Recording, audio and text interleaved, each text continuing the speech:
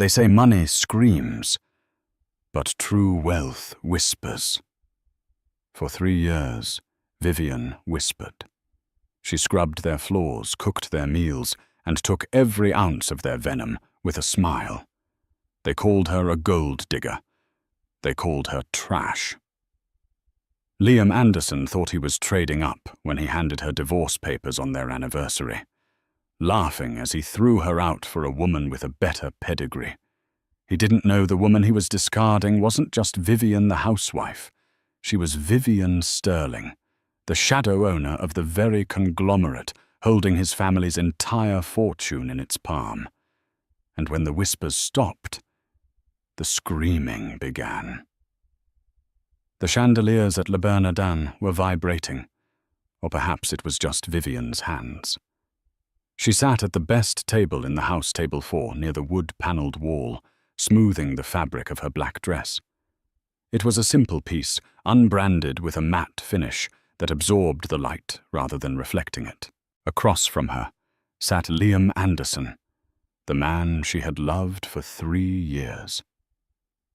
The man who had spent the last 20 minutes checking his Rolex Submariner and texting under the table. "Happy anniversary, Liam," Vivian said softly. Her voice was steady, but her eyes scanned his face, searching for the man she had married in that small chapel in Vegas. Liam didn't look up. His thumb swiped rapidly across his screen. "Yeah. Happy anniversary, Viv. Look, we need to order quick. Mother is hosting that charity gala for the DeWitt family tonight at the estate. I can't be late." "We haven't even had wine yet," she whispered. "We aren't having wine." Liam finally placed the phone down face up. A notification flashed Chloe. "Can't wait to see you. Wear the blue tie." Vivian saw it. She didn't blink. She had known about Chloe DeWitt for 6 months. She knew about the late nights at the office, the business trips to Aspen, the smell of Chanel Num. 5. A scent. Vivian never wore clinging to his collar. She had stayed because she believed in vows. She believed that beneath the arrogance the Anderson family had instilled in him, Liam was still the kind, struggling architect she'd met in a coffee shop. She was wrong. "Vivian," Liam sighed, leaning forward. His handsome face, usually so warm, was twisted into a mask of impatient pity. "We need to talk, and I wanted to do this here in public so you wouldn't make a scene." Vivian picked up her water glass. "A scene? Have I ever made a scene, Liam?" "You're emotional. You're simple," he said, waving a hand dismissively. "Look, this isn't working. It hasn't been working for a long time. You don't fit in my world. You try and it's pathetic. My mother sees it. My friends see it. You're a barista, Vivian. You were a barista when I met you, and honestly, you still act like one." He reached into his jacket pocket. Vivian expected a jewelry box, a generic apology bracelet. Instead, he pulled out a thick, folded manila envelope and slid it across the white tablecloth. It hit the centerpiece with a dull thud. "Divorce papers," Vivian stated. She didn't ask. "Signed and notarized," Liam said, his voice dropping to a businesslike coldness. "I'm being generous. You get the Honda. You get $50,000 cash. That's more money than you'd see in a decade serving coffee. But you need to sign tonight, and you need to be out of the penthouse by tomorrow morning. Chloe is moving in." The air in the restaurant seemed to freeze. A waiter hovered nearby, sensing the tension, and backed away. "Chloe," Vivian repeated. "Chloe DeWitt, the shipping heiress." "She understands the pressure I'm under," Liam snapped, defensive now. "She brings value to the Anderson name. Her father is investing in my new Skyline project. What do you bring, Vivian? Your meatloaf recipe." My mother is embarrassed to introduce you at parties. She tells everyone you're the help. Vivian reached out and touched the envelope. Her fingers were manicured not with the gaudy gels Chloe favored, but with a clear, strengthening polish. "Is that what you think?" Vivian asked, her eyes locking onto his. "That I bring nothing? Let's be real." Liam scoffed, checking his watch again. "You have no lineage, no connections, no assets. You're a liability. I need a partner, not a dependent." Vivian picked up the envelope. She didn't open it. She just held it, feeling the weight of 3 years of lies. "You're right, Liam. I don't fit in your world." "Finally," he breathed, relieved. "You're being sensible." "I don't fit," she continued, her voice dropping an octave, becoming something darker. "Because your world is too small." Liam laughed. It was a loud, barking sound that drew stares. "Small. My family owns half of Midtown. We are the elite, Vivian. You're just passing through. Now sign the papers. I have a gala to get to." Vivian reached into her purse, a battered leather tote that Beatrice Liam's mother had once called a grocery bag, and pulled out a pen. It wasn't a cheap Bic. It was a Mont Blanc Meisterstück, heavy and black. Liam didn't notice. He never noticed the details. She signed her name with a flourish. Vivian Hall. She slid the papers back. "Keep the money," she said, standing up. "And keep the Honda. I won't be needing them." "Don't be dramatic," Liam sneered, snatching the papers. "How will you get home?" "Walk." Vivian looked down at him. For the first time, Liam felt a strange chill, a pricking at the back of his neck. It was the feeling a gazelle gets when the wind changes, bringing the scent of a lion. But he shook it off. This was just Vivian. Poor orphan Vivian. "My ride is here," she said. She turned and walked out of the restaurant. Liam watched her go, shaking his head. "Idiot," he muttered, texting Chloe. "It's done. She's gone. Champagne is on me." Vivian didn't leave the restaurant immediately. She stood on the sidewalk of West 51st Street, the cool New York evening air hitting her face. She took a deep breath, inhaling the exhaust and the expensive perfume of the city.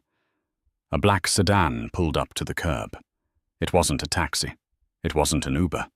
It was a Rolls-Royce Phantom extended wheelbase, with tinted windows so dark they looked like voids in the fabric of reality. The driver, a man named Arthur, with shoulders like a linebacker and a suit that cost more than Liam's annual bonus, stepped out. He opened the rear door. "Good evening, Madam Sterling," Arthur said, his British accent crisp. "Not Sterling yet, Arthur," Vivian said, her voice tired. "Tonight I'm just trash." "Hardly, madame." Arthur waited for her to slide into the plush leather interior before closing the door. Inside the car was a sanctuary. Vivian leaned back and closed her eyes.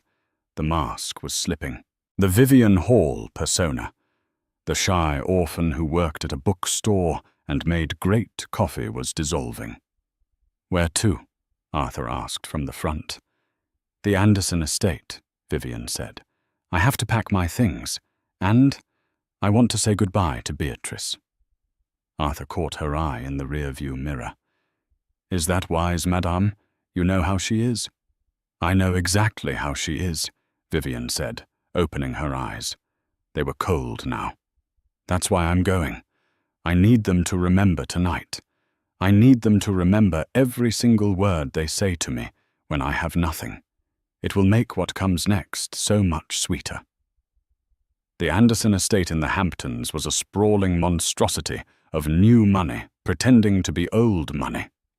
Pillars that were too thick gold leaf where wood should be, and a driveway filled with Ferraris and Porsches. The charity gala was in full swing when the Rolls-Royce dropped Vivian at the service entrance at her request. She walked through the kitchen, ignoring the startled staff, and made her way to the grand staircase. She wasn't wearing the designer gowns the other women wore. She was still in her simple black dress. She ascended the stairs, heading toward the master suite to pack her bag, but a shrill voice stopped her on the landing. "Well, look who decided to show up. The stray cat." Vivian turned. Beatrice Anderson stood there, holding a flute of champagne. She was draped in diamonds. Diamonds Vivian recognized immediately as mid-tier clarity likely purchased from a wholesaler, not a heritage jeweler. Next to her stood Chloe DeWitt, wearing a dress that was cut too low and comprised of red sequins. "Hello, Beatrice," Vivian said calmly. "Chloe, Liam told us the good news." Beatrice smirked, taking a step closer. The smell of gin was overpowering. "He finally cut the dead weight. I told him 3 years ago, 'Liam, you don't marry the help you hire them.' But he was in his rebellious phase." Chloe giggled, covering her mouth with a hand that sported a massive sapphire ring. "Oh, don't be too harsh, Mrs. Anderson." Vivian tried. It must be hard pretending to be civilized. A small crowd of guests had gathered at the bottom of the stairs, sensing blood. The humiliation was public now. "I'm just here to get my things," Vivian said, gripping the banister. "Your things." Beatrice laughed, a harsh, grating sound. "You mean the clothes my son bought you, the jewelry my son paid it for. You leave with what you came with, honey," which, if I recall, was a distinct smell of roasted beans and desperation. Beatrice signaled to the security guard standing near the entrance. "Jenkins, escort Ms. Hall to the guest room. Give her a trash bag. She has 5 minutes to fill it with her personal rags.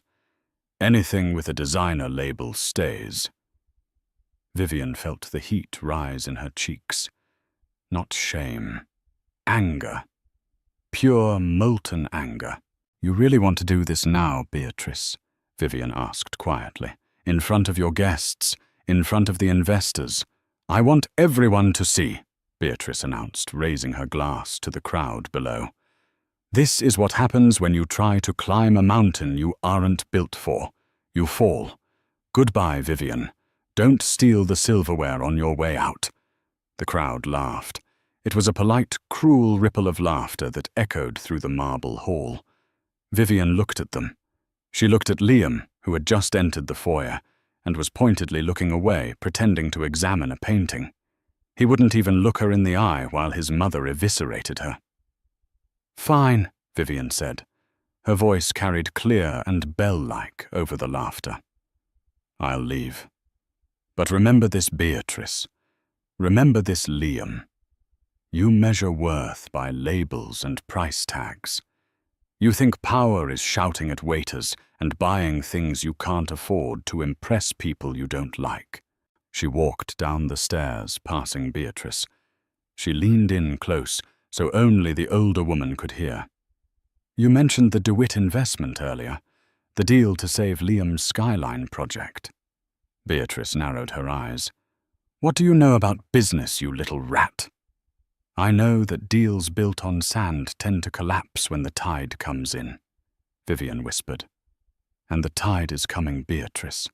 It's coming very fast." She walked past them head high. She didn't go to the room. She didn't pack a bag. She walked straight out the front door, past the valet, and into the darkness of the driveway, where Arthur was waiting in the shadows. As she climbed into the car, her phone buzzed.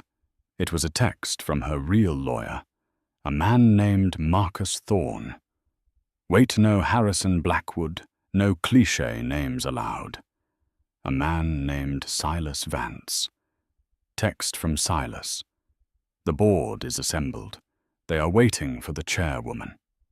Are you ready to come back to life, Ms.? Sterling, Vivian, looked back at the Anderson estate, glowing with golden light, filled with people who despised her. She typed a single word reply. Now. "Arthur," she said, shedding the soft voice of Vivian Hall forever. "Take me to the airstrip. The jet is fueled. We're going to Zurich tonight. I have a company to reclaim." "And the Anderson file, madame?" Arthur asked, pulling the car onto the main road. "Open it," Vivian said, staring at her reflection in the dark window. "Freeze their credit lines, call in the short-term loans on their construction firm, and tell the acquisition team to prepare a hostile bid for DeWitt Logistics. I want to own everything they think makes them better than me." "Very good, madame." As the Rolls-Royce sped away into the night, the first domino fell. Inside the party, Liam's credit card was declined at the bar. 6 months had passed since Vivian walked out of the Anderson estate. In the world of the ultra-wealthy, 6 months is usually enough time to plan a wedding merge, 2 companies, or ruin a reputation. For the Andersons, it was enough time to feel the ground turn into quicksand. Liam stood in the center of his crowning achievement, the Aurora Skyline Tower. It was supposed to be a 70-story marvel of glass and steel that would redefine the Manhattan skyline. Instead, it was a silent skeleton. The cranes were still. The workers were gone. The only sound was the flapping of a plastic tarp in the wind. "Why have they stopped?" Liam screamed into his phone, his knuckles white. "I signed the requisition forms yesterday." "Mr. Anderson." The site foreman's voice crackled, sounding tired. "The suppliers didn't get it paid. The cement trucks turned around at the gate. They said your credit line with First National has been frozen." "That's impossible," Liam snapped. "My mother had lunch with the bank president last week." "Then you better call your mother," the foreman said, and hung up. Liam threw his phone against the concrete pillar. It shattered a spider web of cracks appearing on the screen. Just like his life. Since Vivian left, the Anderson family's luck had rotted. It started small. Misplaced files, missed deadlines. Then the inspections started. The IRS audited them twice. The Department of Labor launched an investigation into their hiring practices. Then the loans started getting called in. Liam drove back to the office, a sleek building in Midtown that now felt like a mausoleum. When he arrived, the reception desk was empty. His assistant, a capable woman named Sarah, had quit 3 days ago, claiming she couldn't work in a toxic environment. He barged into his office to find Beatrice sitting on his leather sofa nursing a migraine. Next to her was Chloe scrolling through Instagram on her phone. "Did you fix it?" Beatrice asked, not opening her eyes. "The site is shut down," Liam said, collapsing into his chair. "The bank froze us out. Mom, you said the DeWitt investment was secure. Where is Chloe's father's money?" Chloe looked up, popping a piece of gum. "Daddy is hesitant. He says investing in a sinking ship is bad for his own portfolio. He's waiting for the market to stabilize." "Stabilize?" Liam slammed his fist on the desk. "We are sinking because he won't invest." "It's a paradox, Chloe.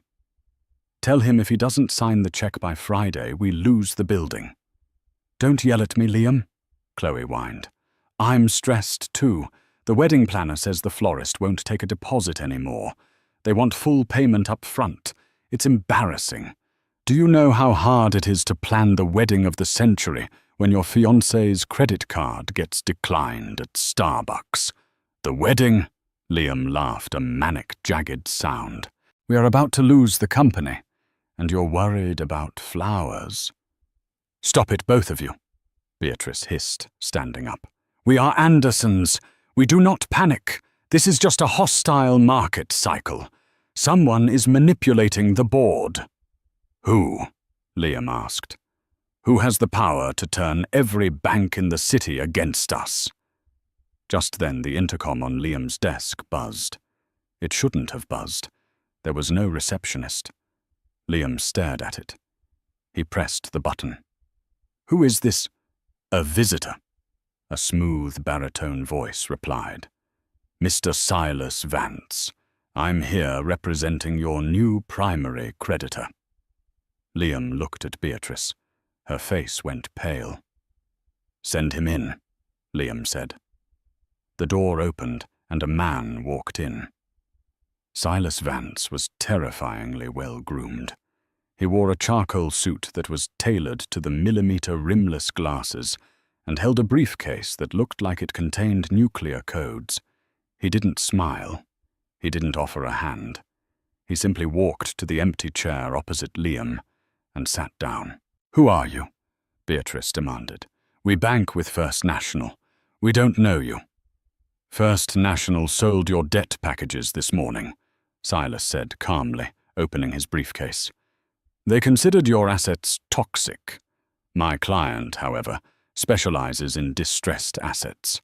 As of 9:00 a.m., the Sterling Group owns your construction loans, the mortgage on your Hamptons estate, and the lien on this office building." "The Sterling Group," Liam frowned. "I've never heard of them."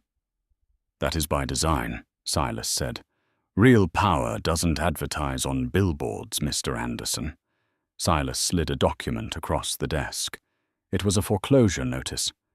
"You have 48 hours to pay the outstanding balance of $120 million, Silas stated.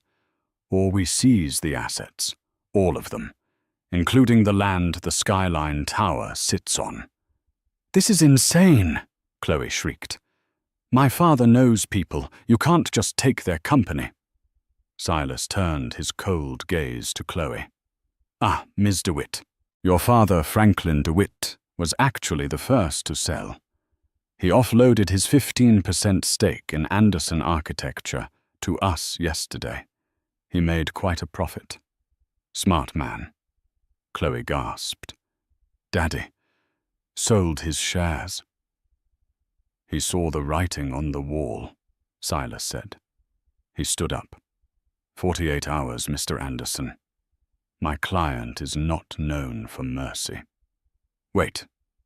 Liam scrambled up. "Who is your client? I want a meeting. I can explain the delays. I can restructure." Silas paused at the door. He adjusted his glasses. "The CEO is currently in New York for the Global Economic Summit. They are staying at the Obsidian Penthouse. If you want to beg, that is where you go. But I suggest you bring something more valuable than excuses." Silas Vance walked out, leaving the three of them in a silence so heavy it felt like the room was under water. "Sterling Group?" Beatrice whispered, her hands shaking. "I've heard rumors. They operate out of Zurich. They buy countries, Liam, not companies. Why are they targeting us?" Liam stared at the foreclosure notice. "I don't know, but we have to go to that penthouse. Tonight." The Obsidian Tower was the newest, most exclusive address in Manhattan. It made the Andersons' buildings look like Lego sets. The penthouse occupied the top 3 floors, a fortress of glass looking down on the ants of the city. Liam, Beatrice, and a reluctant Chloe stood in the lobby. They had been waiting for 3 hours. "This is humiliating," Beatrice muttered, shifting in her heels. "We are Andersons. We do not wait in lobbies." "We do when we're broke, Mother," Liam said, his voice hollow. He looked tired. He hadn't slept in 2 days. He missed the way his life used to be organized calm. He realized now that the calm wasn't natural. It was maintained by Vivian. He pushed the thought away. Vivian was gone. This was business. Finally, a security guard approached them. "The CEO will see you now. Top floor. You have 10 minutes." They rode the elevator in silence. The numbers ticked up, ears popping with the altitude. When the doors opened, they weren't in an office. They were in a vast living space that looked like a museum. Modern art that cost millions lined the walls. The view of Central Park was panoramic. In the center of the room sat a long conference table made of black marble. Silas Vance was standing there. But he wasn't the one in charge. At the head of the table sat a woman. Her back was to them. She was looking out the window at the city lights. She wore a white power suit, sharp, angular, pristine. Her hair, once usually tied back in a messy bun, was now a sleek, dark curtain falling down her back. "Mr. Vance," Liam started, his voice trembling. "Thank you for this opportunity. We didn't know who we were dealing with." "Sit," the woman said. Liam froze. Beatrice grabbed his arm. Her nails dug into his skin. "Liam," she hissed. "That voice." The woman turned her chair around slowly. It wasn't the Vivian they knew. The Vivian they knew wore oversized sweaters and apologized for taking up space. This woman occupied the space like she owned the oxygen within it. Her makeup was flawless, accentuating eyes that were no longer soft, but hard as diamonds. On her neck sat a necklace, the Cartier Panthère, worth more than the house Liam had kicked her out of. "Hello, Liam," Vivian said. "Hello, Beatrice." Liam's knees actually gave out. He stumbled, gripping the back of a chair. "Vivian, no," Chloe squeaked, stepping back. No. She's the barista. She's the poor one." Vivian didn't even look at Chloe. She picked up a crystal glass of water and took a sip. "Please sit down. You wanted to restructure your debt. Let's talk business." "You," Beatrice pointed a shaking finger. "You are the CEO of Sterling Group." "That's a lie. You're a fraud. You married my son for his money." "Did I?" Vivian smiled. It was a terrifying expression. "Let's correct the record, Beatrice. I didn't marry Liam for his money. I married him despite his lack of it." "Lack?" Liam found his voice. "We are millionaires." "You were millionaires," Vivian corrected. "I am a billionaire, Liam. Multi. My grandfather was Elias Sterling, the shipping magnate, the banker of kings. When he died 3 years ago, I inherited everything. But I wanted a normal life. I wanted to be loved for me, not the checkbook. So I created Vivian Hall. I worked in a coffee shop. I met you. I fell in love." She stood up and walked around the table, the heels of her shoes clicking rhythmically on the marble. "I scrubbed your floors, Liam. I cooked your meals. I listened to your mother call me trash for 3 years. I held the keys to a kingdom, and I played the pauper because I wanted to believe you were a good man." She stopped right in front of him, the scent of her perfume. Baccarat Rouge 540 filled his nose. "But you aren't a good man. You're small. You're weak. And when you threw me out like garbage, you woke up the Sterling." "Vivian, please." Liam stammered, his brain struggling to recalibrate. "Baby, if I had known. We can fix this. I still love you. The divorce. It was a mistake. I was stressed." Vivian laughed. "You don't love me, Liam. You love that I own your debt." She turned to Silas. "Show them." Silas projected an image onto the wall. It was a complex diagram of the Anderson Corporation. "I didn't just buy your debt," Vivian explained, walking back to her seat.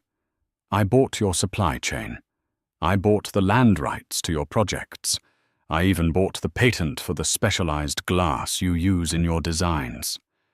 I own the air you breathe, Liam." "What do you want?" Beatrice croaked. She looked 10 years older than she had 10 minutes ago. Do you want to humiliate us? Fine. You win. We are humiliated. Humiliation is free, Beatrice. I'm not interested in that, Vivian said, sitting down and crossing her legs. I'm interested in liquidation. You can't, Liam whispered. That company is my grandfather's legacy. And you dishonored it, Vivian replied sharply. But I am a businesswoman. I will offer you a deal, a lifeline. Hope flared in Liam's eyes. Anything, I'll do anything. Vivian leaned forward, her eyes locking onto his. I will forgive the debt. I will refinance the Skyline project. I will save the Anderson name from bankruptcy. Thank you, Vivian. Oh God, thank you. Liam took a step toward her. Sit down, she commanded. There is a price. What is it? 3 things, Vivian listed, holding up her fingers. 1.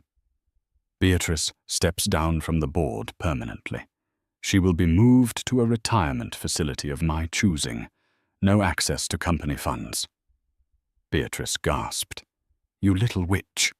2. Vivian continued, ignoring her. Chloe, you leave. Now. You dump him.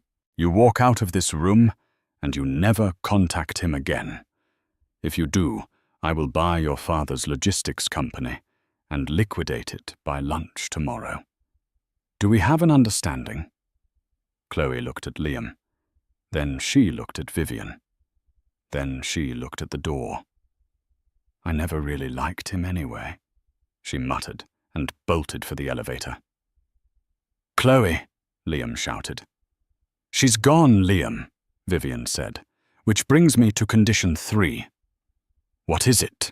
Liam asked, tears streaming down his face.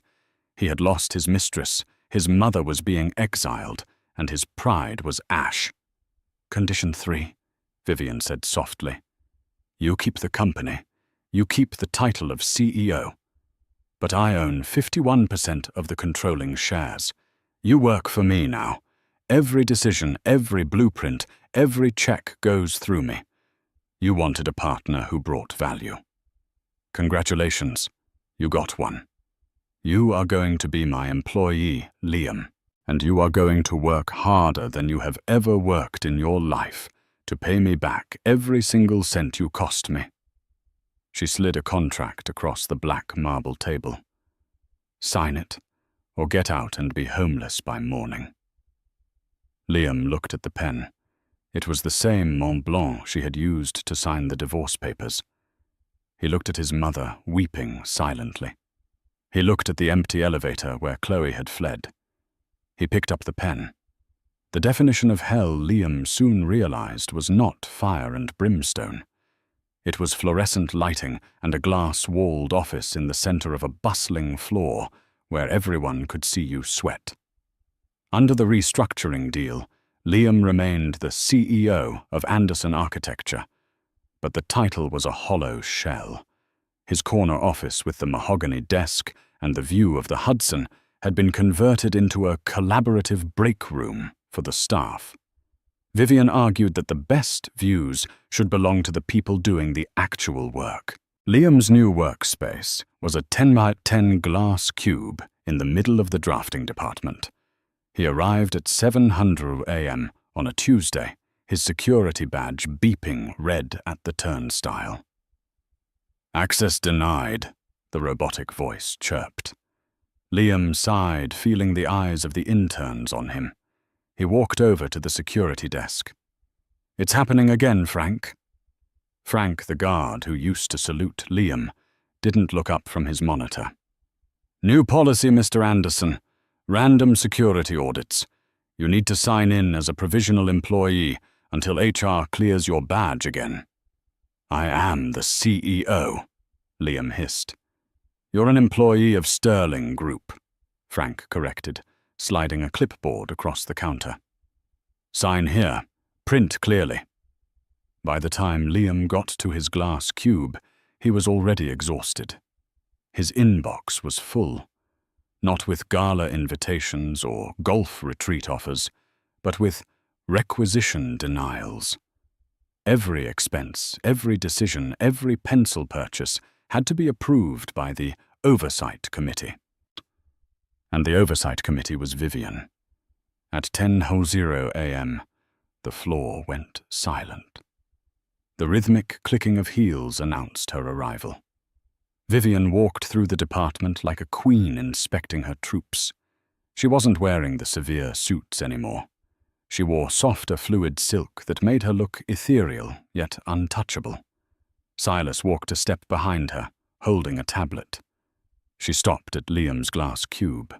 She didn't knock. She just slid the door open. "Good morning, Liam," she said. Her voice was pleasant, professional, and utterly devoid of warmth. "Vivian?" Liam stood up, straightening his tie. He tried to summon the old charm, the smile that used to make her blush. "You look incredible. That color, it reminds me of our honeymoon in Cabo." Vivian didn't blink. "That wasn't a honeymoon, Liam.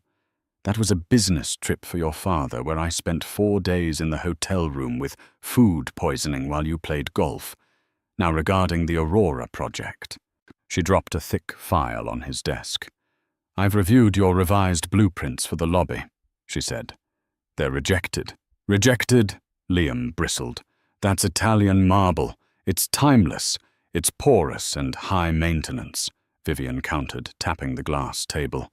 "And it puts us 20% over budget.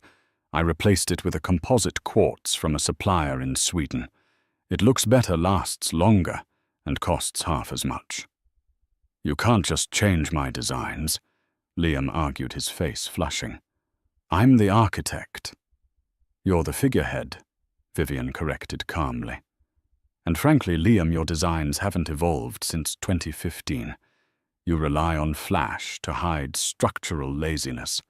I fixed the load-bearing issue on the east wing, by the way. You miscalculated the wind shear." Liam stared at her. He wanted to scream. But the worst part was, she was right. He had delegated the math to a junior associate. He hadn't checked it. "Is there anything else?" he muttered. "Yes," Vivian said, checking her watch. "We have the investor walk through at noon. I need you to be there to shake hands and look pretty. But don't speak about the financials. You tend to round up. I prefer accuracy." She turned to leave, then paused.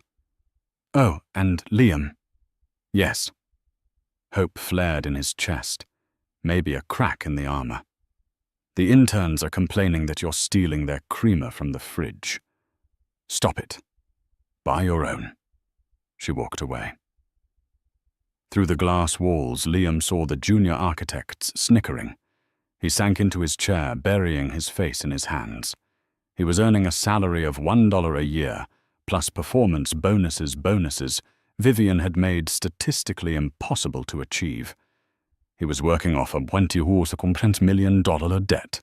At this rate, he would be free in roughly 400 years. 3 months later, the Aurora skyline finally opened. Thanks to Vivian's brutal efficiency and deep pockets, the building was finished ahead of schedule. It was a masterpiece. The press called it the resurrection of the Anderson legacy. The launch party was the event of the season. The ballroom on the 70th floor was a sea of tuxedos and designer gowns. Liam stood near the bar nursing a club soda. Alcohol was not covered on the company expense account. He felt a swell of pride. Despite everything, his name was on the building. He fixed his bow tie and prepared to make his speech. He would thank Vivian, of course. He would be humble. Maybe, just maybe, tonight would be the night she saw him as an equal again. The music lowered. The spotlight swept across the room.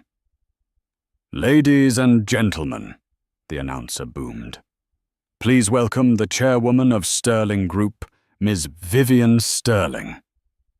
The crowd applauded politely. Vivian stepped onto the stage. She wore a gown of shimmering silver that looked like liquid mercury. She was radiant, but she wasn't alone. A man held her hand as she ascended the stairs. He was tall, with broad shoulders and a face that looked like it had been carved from granite. He wasn't pretty like Liam. He was rugged. He had a scar above his eyebrow and eyes that were fiercely intelligent. Liam felt a knot of jealousy tighten in his stomach. Who was this a bodyguard? Vivian took the microphone. Thank you all. This building represents a new chapter, not just of steel and glass, but of integrity. We built this on a foundation of transparency. She smiled at the man beside her. I would like to introduce the lead structural engineer who made the impossible cantilever on the top floors possible, a man who owns the patents to the sustainable energy grid powering this tower. My partner in business and in life, Mr. Dominic Cross. The crowd erupted. The applause was thunderous. Dominic Cross. The Dominic Cross. The billionaire industrialist who had revolutionized high-speed rail in Europe. Liam dropped his glass. It shattered on the floor, but no one noticed. They were too busy watching Dominic lean in and whisper something to Vivian that made her laugh, a genuine, throaty laugh that Liam hadn't heard in years. After the speech, Liam tried to maneuver through the crowd. He needed to talk to her. He needed to mark his territory, even if that territory was a scorched wasteland. He found them near the balcony. Dominic had his hand on the small of Vivian's back. Vivian, Liam interrupted, forcing a smile. Great speech. Vivian turned. Her eyes cooled instantly. Hello, Liam. Have you met Dominic? I know of him, Liam said, stiffly, extending a hand. I'm the architect, Liam Anderson. Dominic looked at Liam's hand, then shook it firmly. His grip was like a vice. The architect, right. Vivian told me about you. You're the one who thought Italian marble was a good idea for a high-traffic lobby. Dominic didn't smile. It was an aesthetic choice, Liam defended. It was an amateur choice, Dominic said simply. Vivian fixed it. She has a brilliant eye for function. That's why I love her. She sees things as they are, not as she wants them to be. Love. The word hung in the air like a guillotine blade. So, Liam laughed nervously.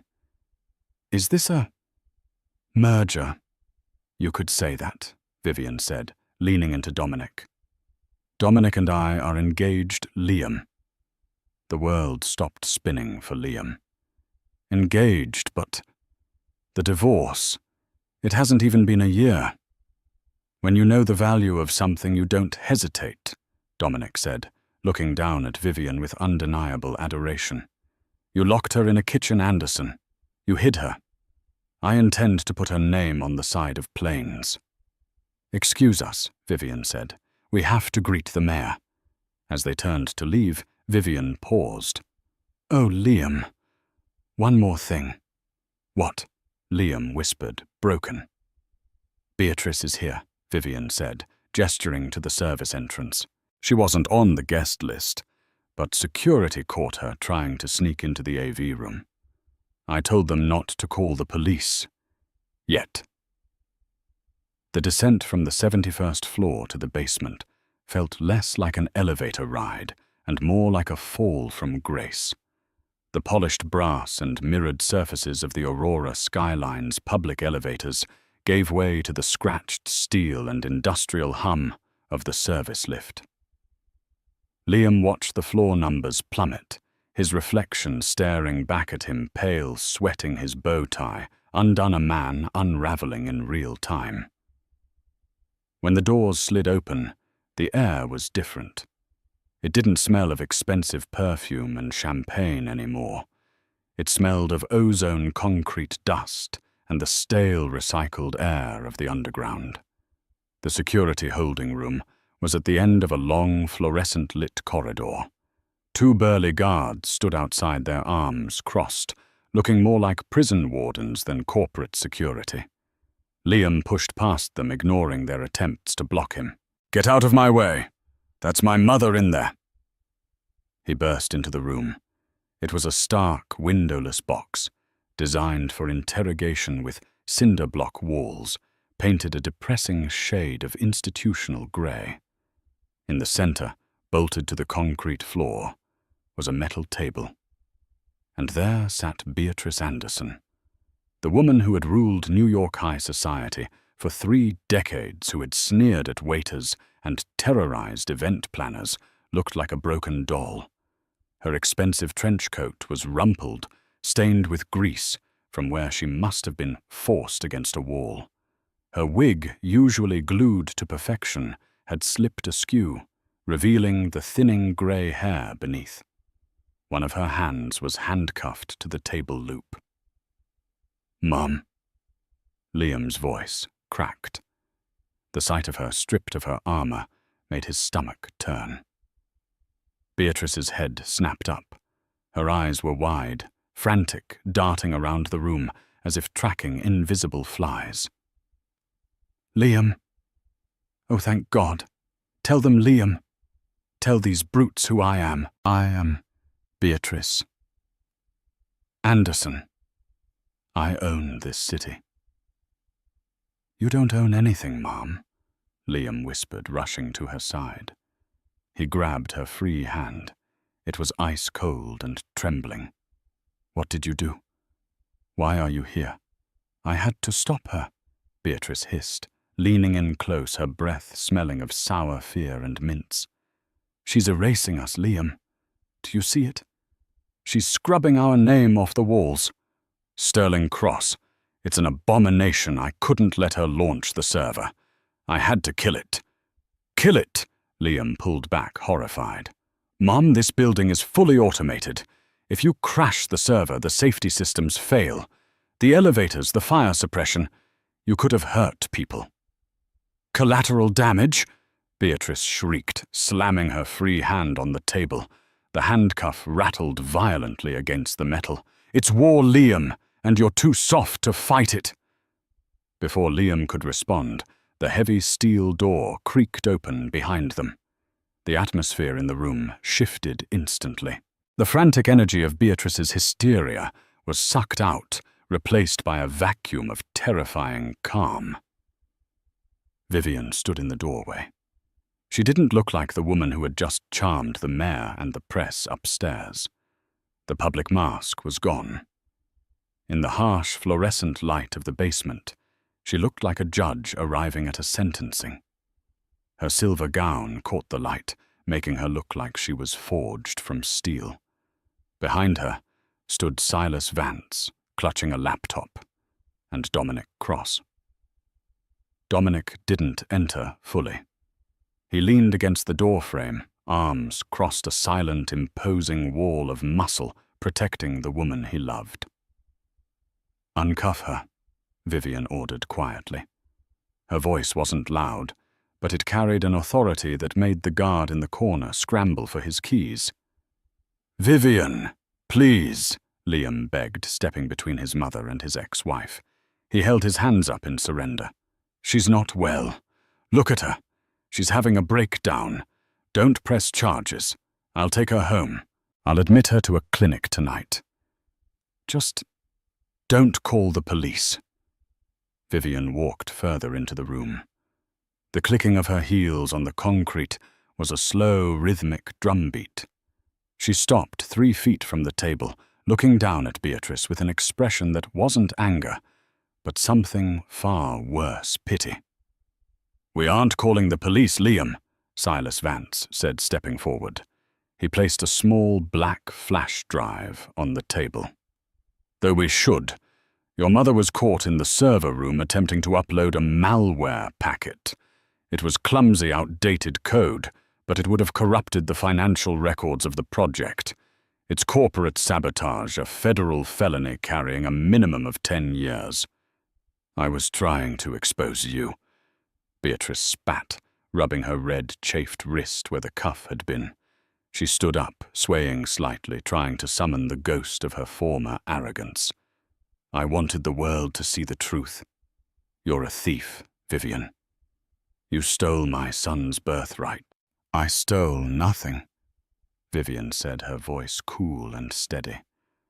I reclaimed what was mine. Liar! Beatrice screamed. You think you're so righteous. You think you're avenging your precious grandfather. Elias. Sterling was a crook. My husband Liam's father was a hero. He saved that project in Dubai. He saved everyone when your grandfather tried to embezzle the funds. The silence that followed was deafening. The hum of the ventilation system seemed to roar in Liam's ears. He looked from his mother's wild red face to Vivian's marble-still expression. What is she talking about? Liam asked, his voice barely a whisper. Dubai. My dad never worked in Dubai. He started Anderson Architecture in Brooklyn. Vivian closed her eyes for a brief second, inhaling deeply as if preparing to lift a heavy weight. When she opened them, they were locked onto Liam. Your mother knows a secret, Liam, Vivian said softly. But she has told herself the lie for so long, she actually believes it. Vivian signaled to Silas. The lawyer opened a folder he had been carrying and spread a series of yellowed, aged documents across the metal table. They were photocopies of bank transfers, police reports, and a death certificate. 30 years ago, Vivian began, her voice gaining strength, echoing off the cinder blocks. My grandfather, Elias Sterling, and your father, Robert Anderson, were partners. They weren't just business associates. They were best friends. They bid on the Al Mirage project in Dubai. It was supposed to be the jewel of the Middle East. Vivian walked around the table, trailing her hand along the edge. My grandfather put up the capital. Your father put up the design. But 6 months into construction, $50 million vanished from the operating account. Liam looked down at the documents. He saw his father's signature. He saw the numbers. Robert Anderson didn't save the project, Vivian said, the pain in her voice becoming sharp and raw. He stole the money, Liam. He funneled it through shell companies in the Cayman Islands. And then he doctored the ledgers to make it look like Elias had done it. No, Liam shook his head, backing away. That's not true. My dad was an honorable man. He taught me how to play baseball. He built this company from nothing. He built it with my inheritance, Vivian shouted. The composure finally cracked. The billionaire CEO vanished, replaced by the grieving granddaughter she had once been. Her voice broke, echoing with decades of suppressed rage. He framed my grandfather. Elias was arrested in a foreign country. He was stripped of his license, his dignity, and his name. He lost everything.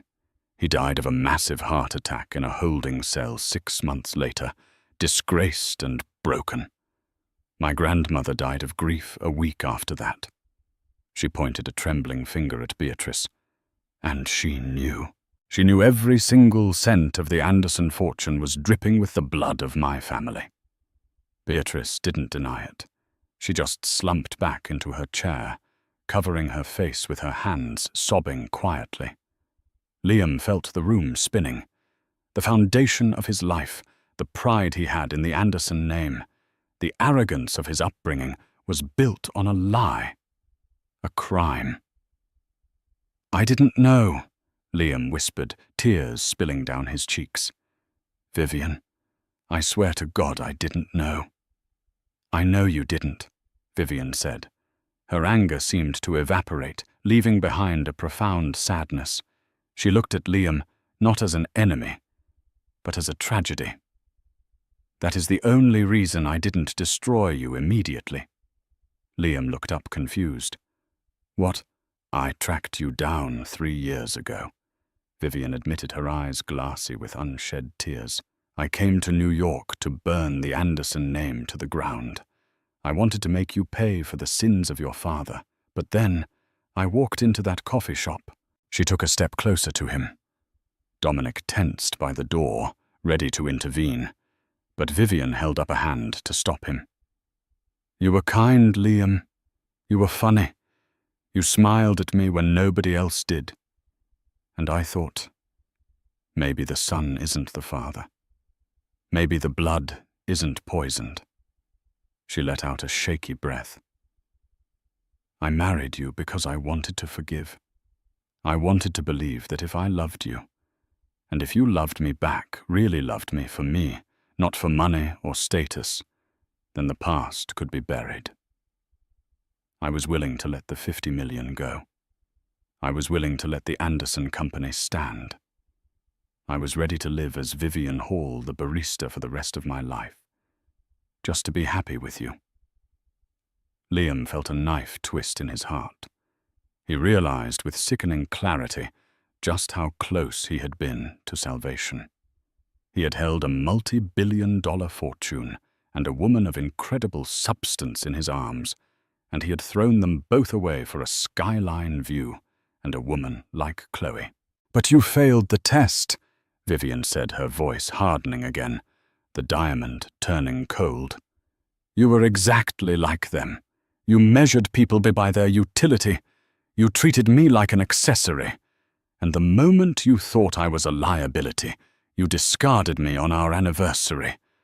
She wiped a tear from her cheek with a furious swipe of her hand. That night at the restaurant, that was the moment I realized I couldn't save you. You are an Anderson. You take and you destroy. So I did what I had to do. I collected the debt. She turned to Beatrice, who was still weeping into her hands. Your husband took my grandfather's life, so I took your legacy. We are even.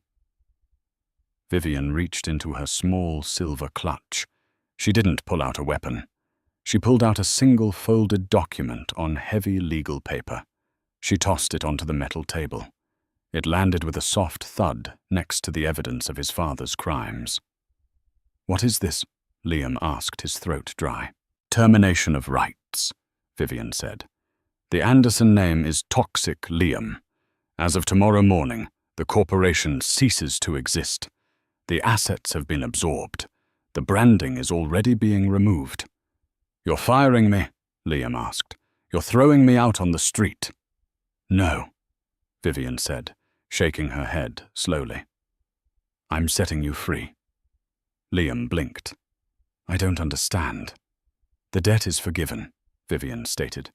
I am dissolving the promissory note. You don't owe me $120 million anymore. I am not going to sue you.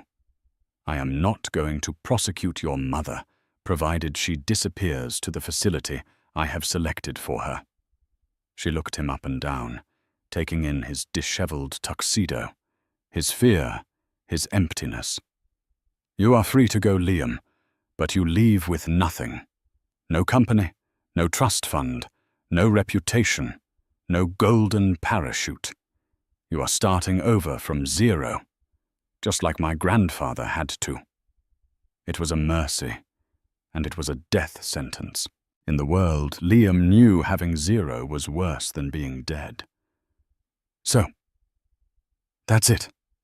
Liam asked, his voice trembling. I just walk out. You walk out, Vivian nodded. And you find out who Liam Anderson is when he isn't standing on a pile of stolen money. She turned on her heel, the silver dress swirling around her legs. She walked toward the door where Dominic was waiting. He reached out and took her hand, interlacing his fingers with hers, a gesture of solidarity and strength that Liam had never offered her. Vivian. Liam called out, desperation seizing him one last time. She stopped in the doorway, framed by the darkness of the corridor. She didn't turn around. Her back was straight, her head high. "Did you ever really love me?" Liam asked the question, hanging in the damp air like a ghost. Or was it all just a test? Vivian paused. The silence stretched for a heartbeat. "I loved the man I thought you were," she said, her voice echoing softly off the concrete walls. "But I realized that man never existed. He was just a reflection of what I wanted to see." She stepped through the door. Dominic cast one last dark look at Liam, a look of warning and finality before following her. The heavy steel door swung shut with a resounding clang, the sound of a vault locking forever. Liam was left standing in the cold grey room, the hum of the server banks vibrating through the soles of his shoes, alone with his weeping mother, and the terrible liberating weight of having absolutely nothing left to lose. Liam Anderson spent his whole life standing on a mountain he didn't build thinking he was a giant. It took falling to the bottom to realize that true stature comes from what you can endure, not what you can buy. He lost a fortune, but in the silence of that coffee shop, he might have finally found himself. Vivian Sterling proved that the most dangerous thing you can do is underestimate the quiet ones. Because while you're busy shouting about your worth, they're busy owning the building you're standing in.